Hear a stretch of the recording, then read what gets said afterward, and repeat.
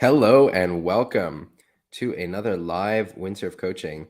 How are you doing? Did you sail this week? Where are you?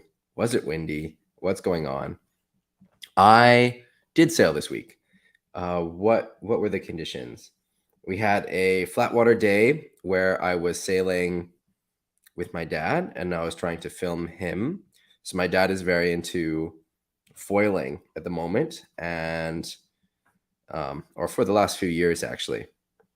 So I was filming him, sailing with him, and filming him with the GoPro.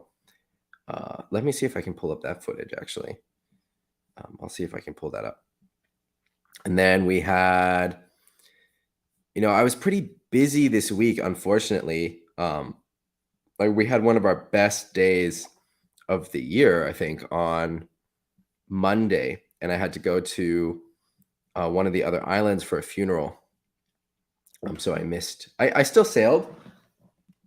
But I missed a good portion of the day. But it was probably one of the best days of the year. And then Tuesday we had a lot of wind and some waves. And yeah, I had a fun session. It was short. Again, it was short. So I had some sailing, but on the shorter side. What about you guys? Oh, we've already got people showing up. Hey, John, Greg, Tomas, Jorg, Dennis, Hans, JD Windsurfing in Weissenhaus. Cool. Mert, Mario. Nice. All right, we got a whole crew here. All right, so let me see if I can load up the foiling just to show you guys. I mean, I don't do any foiling myself, so it's not I don't know. There's nothing for me to do about the coaching. All right, why is this not loading? Hey, Dom, Marco, Mert, what's Bonaire like at this time? What's Bonaire like? Oh man, Mert, that sounds tough. Sorry to hear that.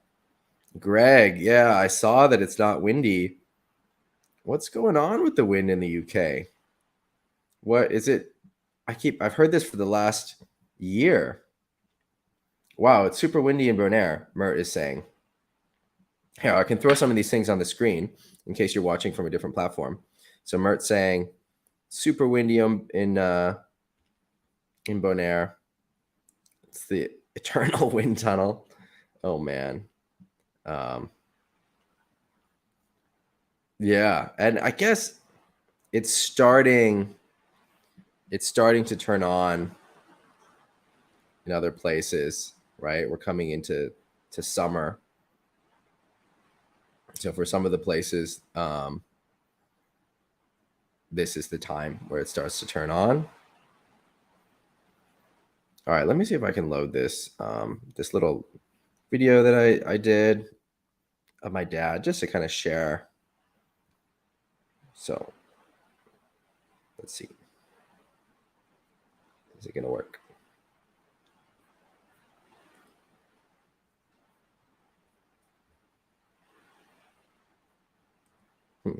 No, it's not working.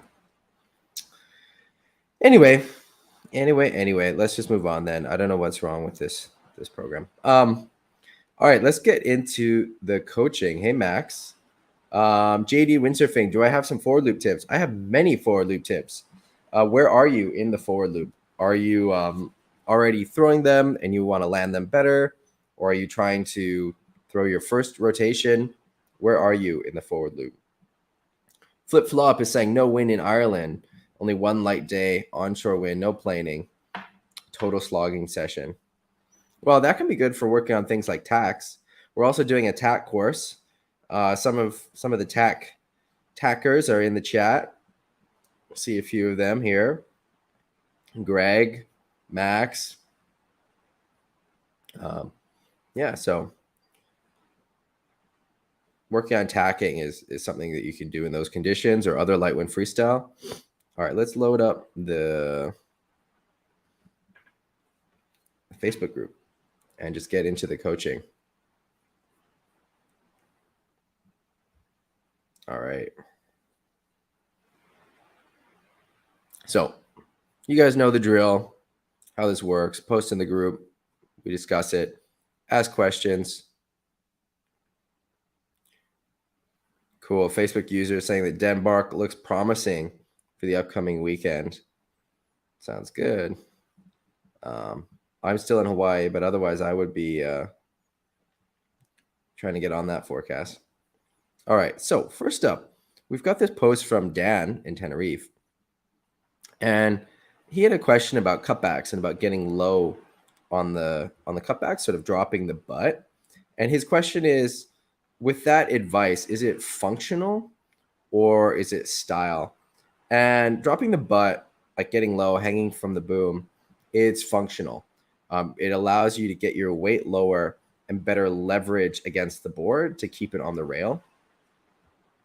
So it's fully functional. You're just dropping just a little bit lower, because if you're pulling yourself up on the sail rather than hanging, then you're not applying as much force as you could to the rail of the board, which is just pretty simply that. And you can do cutbacks where your body is more straight and more extended. It can be more difficult sometimes, but you always want to think about getting that board on the rail.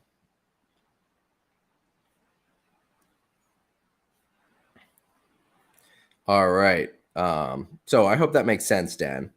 Like really with cutbacks, whether it's onshore or side shore, one of the things I really recommend is hanging from the boom and sort of dropping the butt and thinking about using the legs as a lever to get the board on the rail.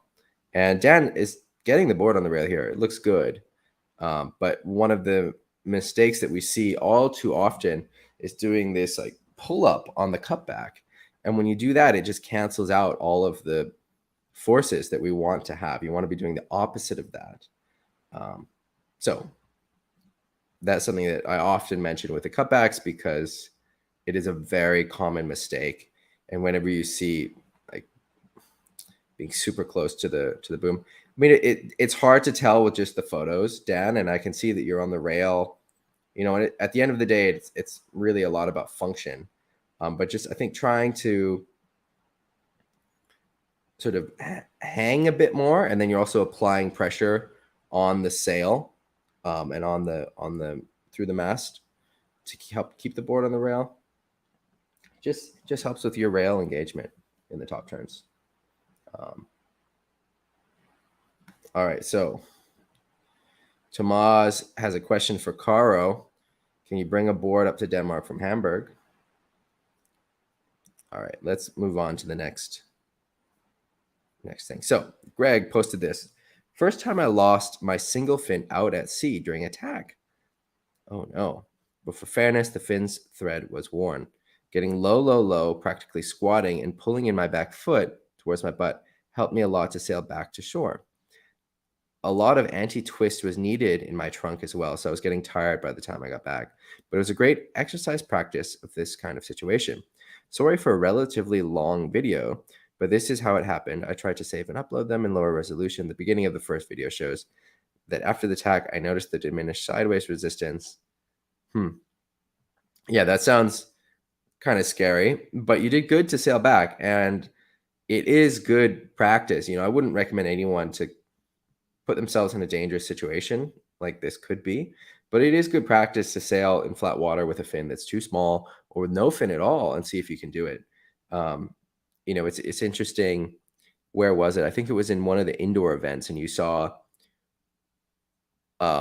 one of the freestyle guys, I think it was Ricardo, hit the ramp and break off his fin and sailed back without a fin. And then it was one of the other guys, maybe one of the old school guys, I can't remember who, maybe like Nick Baker or someone, broke off his fin, tried to sail back and couldn't. So it is a skill, and it is something that's good to practice, and it helps a lot with general sort of board awareness and stuff like that. All right, so here's the video. So there's the tack, which this tack course is ongoing. We've got another session tomorrow. If you're in the tack course, remember to post whatever videos you have in either the Dropbox or the Google Drive so that we can discuss it in the workshop tomorrow. So here's the tack.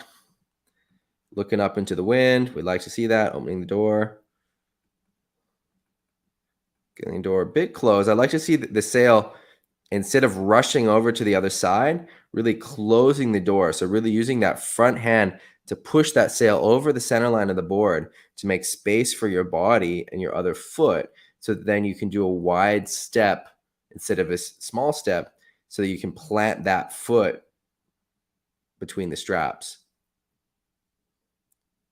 But you do good to hold on to it here and get low. With all of these things, when we're talking about technique, it's not about getting all of them. It's about getting enough of them that you make the tack or the move, whatever it is. So it's good to make that one.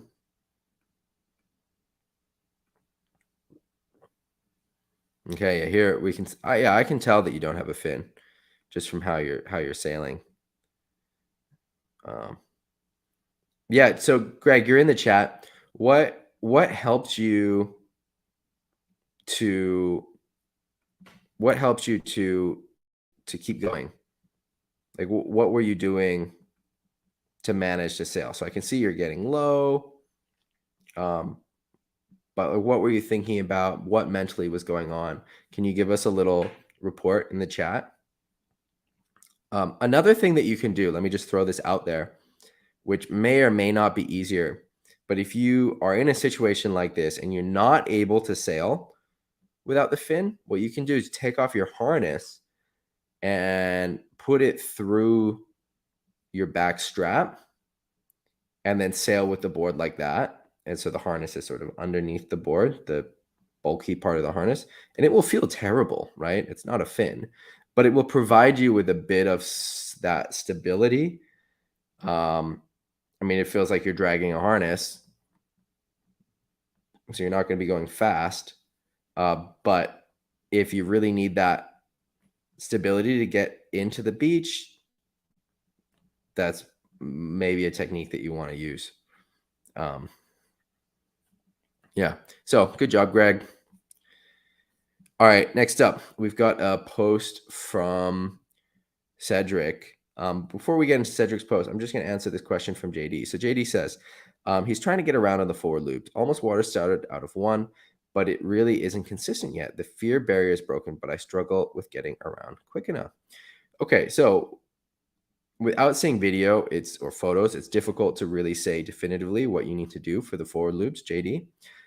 But what most people need to do is really focus on getting a wide grip on the boom, that really wide grip, and really using the head on the rotation. And then instead of thinking about sheeting in when you're initiating the forward, it's not sheeting in with like we think of sheeting in where you're just using your backhand. It's a full twist of your body, and you're using your core and your whole body to twist the rig around. And so you're thinking of it like this spin where you're really using your core and really pushing forward that front arm and really pulling in with that backhand, all as one unified twist of your body. So don't think of it as sheeting in. Think of it as a really this really intense twist of your body. So it's not sheeting in. It's like a twist. And I think that can help. So Facebook users asking Tomas. So I guess this is Caro on the Facebook user. So hey, Caro. And hello, other Facebook user. So if you're on Facebook, you can give StreamYard permission to see you, and then I can see who you are. Tomas is saying, Fin first sailing is great practice. Yep. And Greg is saying, so what helped him with sailing fin first is getting low and pulling in his back leg. Okay, so that helped him. All right, let's get on to this question from Cedric. Hi, everyone. Something I'm finding that consistently helps me progress in my wave sailing, overall sailing ability, is making sure I do regular light wind freestyle sessions. Yeah, this sounds like good advice. My approach to this is a little ad hoc, however. To begin with, I basically just started picking off moves that I thought were within my skill level reach in the Trictionary books videos, and then layering in new ones to work on in parallel every time I became somewhat proficient with the ones I was working on at the time. Okay, so we actually talked about this last week, but this is a great post, and so I don't mind talking about it again. Obviously, people have been posting about it, which is why it's high up in the group. That people have been commenting, and I really recommend working on heli tacks, duck tacks, sail body 360s, duck jibes, sail 360s. Those are some of the main ones. Lee side sailing. Those are probably the core of what I would work on, as we already talked about last week. And I just want to stress again just how good this kind of light wind practice is. So nice. Niels is asking if I'm going to do a clinic again in Tenerife this year. Yes, I do plan to. I plan to do one in Tenerife, one in Denmark, and possibly one in Portugal. There's a few complications. I was hoping to already have my dates nailed by now, but there's a few complications. One of the biggest complications with Tenerife, which then affects some of the others, is whether the World Cup is happening there or not.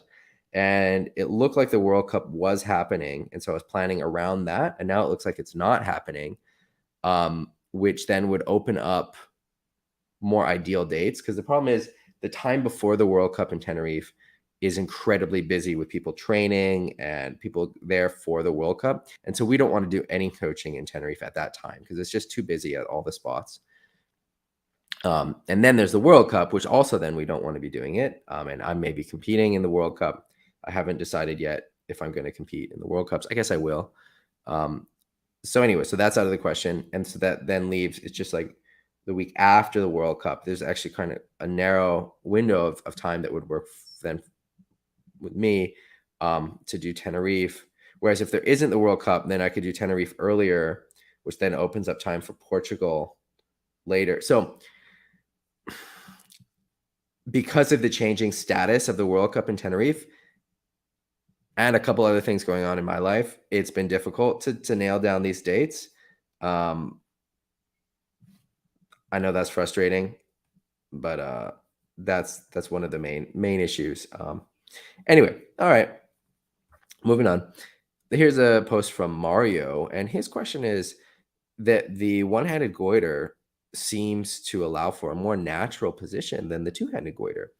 And that's kind of true. So the one-handed goiter are kind of harder to learn, but at times they're easier than the two-handed ones because the sail is a bit more free. You can throw the sail more ahead of the body, whereas like if you have to hold on with that second hand, then you have to be more twisted around. But then in some ways you also have less control. So in some ways the one-handed goiters are easier, and in other ways not. And so it depends a bit on the section. Facebook user wants to participate in the PWA events. Who is this? Let me either just tell me your name in the chat or give StreamYard permission. And then we can talk about the PWA dates as well. Here, I can just load, let's see, pwaworldtour.com. Let's see what the calendar is on the thing. So, all right. Israel. So, I mean, these are racing events. Israel, I'm not sure it's going to happen.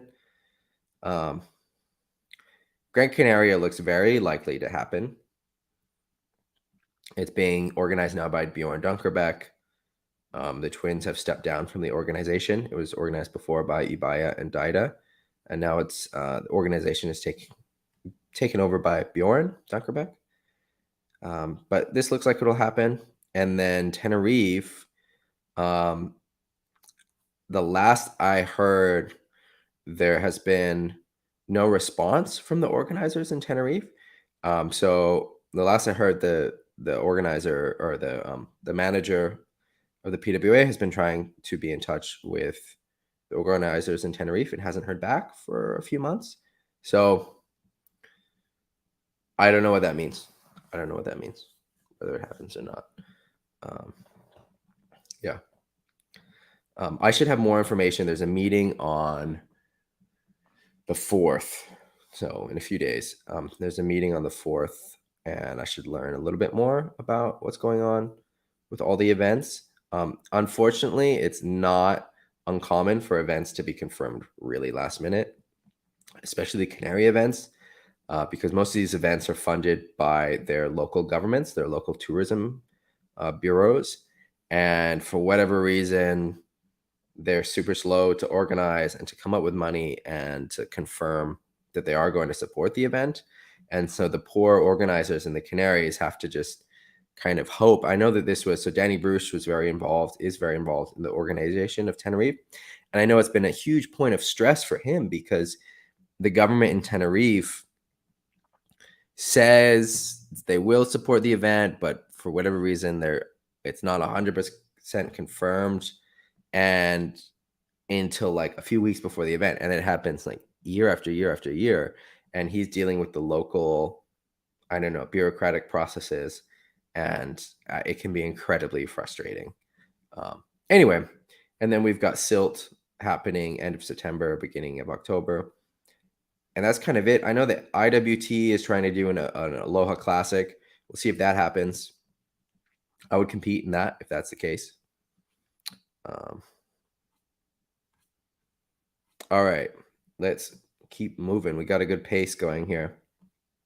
So Ragnar says, I try to find ideas on how to windsurf small real-world mushy waves in onshore conditions. The surfer video clip gave me some inspiration.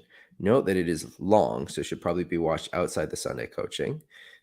Maybe some of the things in this video clip can be translated into windsurfing, such as, number 1, board selection. Obviously, small waves require a larger board and flatter rocker for speed, or maybe not since we windsurfers have an engine. However, the outline may be altered.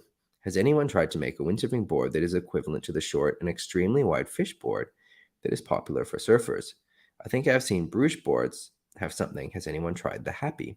Yeah, so there are boards that are really short and wide like this. Our boards are already pretty wide in windsurfing. Well, maybe that's not the case. But anyway, yes, people have tried this. And yes, it does work well. And in small mushy waves, you do want to have a wider board, especially a wider tail, to pick up the speed from the wave because there's less speed there. In more powerful waves, you want to have a narrower tail. So it is pretty different, the board selection that you want for the small mushy waves or any kind of mushy wave and a more powerful wave. And you definitely do want to go wider. The extremely wide short fish style boards, there are a few that I've seen in windsurfing. And have I used one? Maybe not. I think, yeah, Bruce has a board like that. I think there's a couple others that exist. I'd love to hear from people in the chat if they've used boards like that for those conditions. All right, point 2, wave selection and placement. Wave selection, which we discuss a lot, is super important. Drop-in location close to and behind the peak. It really depends on what the wave is doing. The way I like to think about it with windsurfing, which is maybe a little bit different than surfing, because we have a little bit more control, is you want to start with a power source.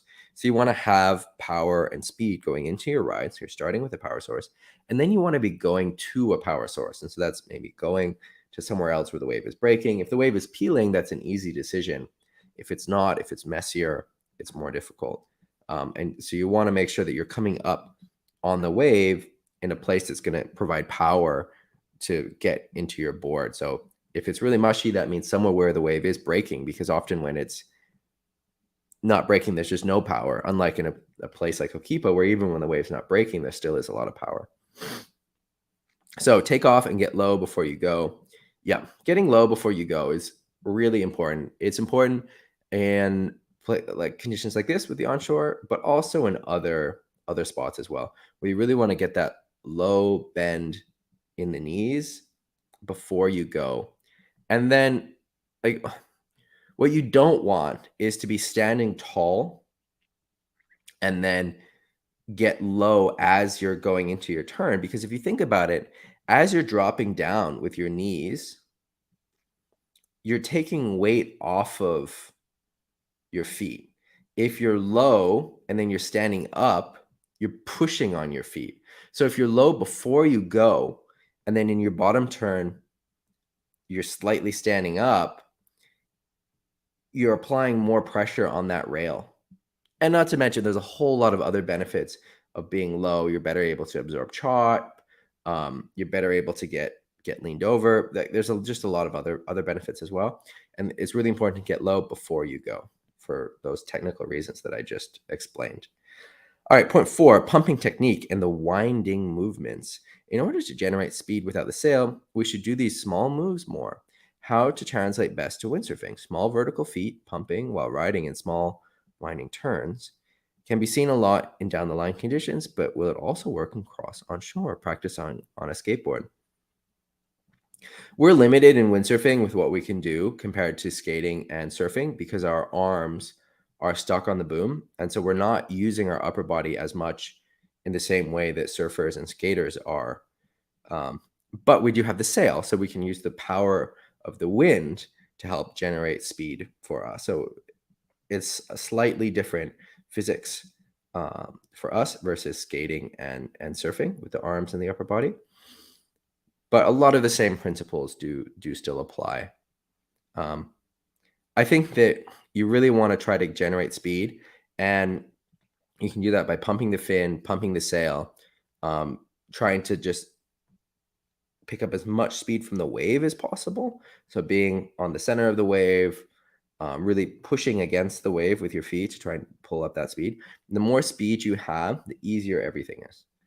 All right, 5, the wave energy consumption points. This is an interesting way of explaining the earning and consumption of wave energy, probably directly applicable to windsurfing. Okay, this is interesting. I got to read that point. I didn't have time yet to watch this whole thing, so I'll have to check that out because I don't know what they're talking about here. Okay, so I will check that out. But it sounds interesting. Let's see what the comments are. Not many comments.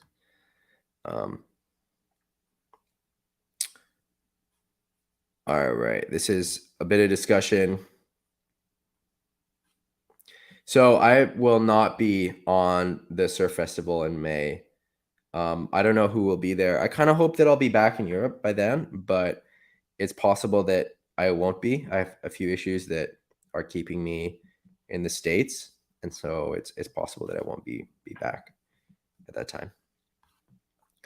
Look at this jump from Ricardo. So this is a picture that Paul took, and we've had some super windy days, and so Ricardo's jumped high, felt out of control, and let go of the gear and bailed. You really want to be careful when you're doing this because your gear can hit someone downwind of you, and then also falling from this height. It's high, right? Like if we look at the mast, like if we try and measure from like Brasinho's mast, who's under him, I mean it's like 1, 2, 2.5 mast. Well, that's to his head. Let's just kind of do it to his feet. So I'm measuring this with my fingers. So it's about 2 masts, let's say. So they're on 370s, I guess, because it's windy. So 370 times 2. So it's like 7.5 meters. So for the people who are thinking in feet, it's roughly 24, 25 feet that Ricardo's going to fall. Looks like more. I guess it is different because there's like a bit of an optical illusion because Ricardo's farther behind than Brasinho. So It's going to be a little bit higher than that, actually. So something maybe like 8 meters, which, if you follow diving, they do 10 meter jumps into the pool. So 8 meters isn't that high. Maybe this is even 10 meters. But Ricardo's very good about how he lands. I saw him do some of these big bails on these windy days. I was out sailing as well. And he's very good at landing feet first, landing straight. He's very aware of his body position in the air like this. And so he's able to do this kind of safely. And that's sort of one of the biggest things if you start progressing and pushing yourself harder, is knowing how to fall. So having the awareness of where your body is when you're getting worked in the white water or when you're falling in the air, so that then you can avoid injury or pain with however it is that you're doing. And that's something that Ricardo is very good at, in addition to the other things he's good at. But this is a good example because, okay, he's bailed, but he's not just flailing in the air. He manages to land feet first, heels down, quite straight, and it's deep enough here that he's not going to have an issue hitting the bottom. Mario talks about the ball slapper shorts that Ion makes. I have a pair of these that I use for jumping sometimes. They protect the balls if you're a man, which can get quite hurt in not necessarily a situation like this, but when you're doing big stalled forwards or other big jumps, push loops, sometimes you can really hurt your balls. And so this little ball slapper thing can quite help. All right, here's another picture that Paul took. So this is me, actually, at Hokipa, hitting the lip on one of these waves. And yeah, that was just a windy big day. There were some big west sets. It was not the easiest day to sail, but just a little off the lip there. All right, so we already talked about this no wind water start from Cell. Did we talk about these loops last week? Yeah, we did. But right on, Nick. Stoked that you're trying them on the other side. We did talk about these tacks. I remember that. And like that, I think we are caught up. I think we're caught up. That's amazing. Cool. We flew through that. Here's a response from Taddy about Bonaire. There was a question asked about Bonaire. And he said, August can be okay, 15 to 20 knots, sometimes more. And then he said, we have good winds from December through August / early September. After that, it can be tricky. They just had 4 weeks of wind now. Yeah. So anyway, that's a little bit about Bonaire. And yeah, we're all caught up. So I open the floor to questions if we got any questions, and then otherwise, then I guess I'm signing off. If you're in the TAC course, remember to post your footage. So post footage, and if you don't have footage, you still have a bit of time to get some footage, and you can film yourself doing the footwork at home, or you can film yourself, get a friend to film you just with their phone during an attack at the beach if you have just any kind of light wind day. But having the footage can be really useful, so that we can talk about it in the workshop that's happening tomorrow. Max is asking, is Maui fully open now? Are the tourists back sailing? Maui is fully open now, yes. And there are some tourists. It's not as busy as before. The biggest difference is the prices of everything since COVID have really shot up, and it makes it quite difficult for some people in terms of renting a place to stay or renting a car or whatever else. The car rentals, they were crazy. There was a period where they were crazy. They were like $700 a day for a car at some point during COVID. And now it's come back. It's kind of more normal. I think you can get like a week car rental for somewhere like $300 a week, which, yeah, I think is fine for a car that you can use to fit your windsurfing stuff. But for the house situation, it's quite difficult to find a place, and the prices are pretty high. So even I know some people who have a pretty big budget, but they had really difficulty just finding somewhere to rent. And so I think most of the rentals that are happening, at least in the windsurfing world, are just happening through the grapevine, friends of friends, because it's really difficult to find somewhere to rent through the normal channels. When am I flying back to Europe? I don't know. We have a few things that we have to figure out that make it not possible to know. So I don't think I'll be back in Europe before mid-May. And then otherwise, I don't know when I'll be back. But hoping sort of end of May is what we hope, but we'll see.